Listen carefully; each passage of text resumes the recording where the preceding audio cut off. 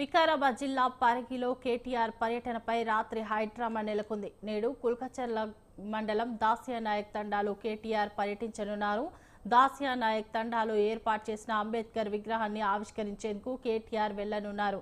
కేటీఆర్ పర్యటనకు పోలీసులు అనుమతి నిరాకరించడంతో పరిగి మాజీ ఎమ్మెల్యే మహేష్ రెడ్డి సహా పలువురు బీఆర్ఎస్ నేతలు డీఎస్పీని సంప్రదించారు.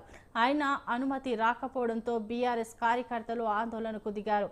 పోలీసులకు వ్యతిరేకంగా నినాదాలు చేస్తూ డీఎస్పీ కార్యాలయానికి ర్యాలీగా వెళ్లారు. అంతలోనే డీఎస్పీ అనుమతి ఇవ్వడంతో ర్యాలీ మధ్యలోనే ఆపి వెనుతిరిగి వెళ్లిపోయారు.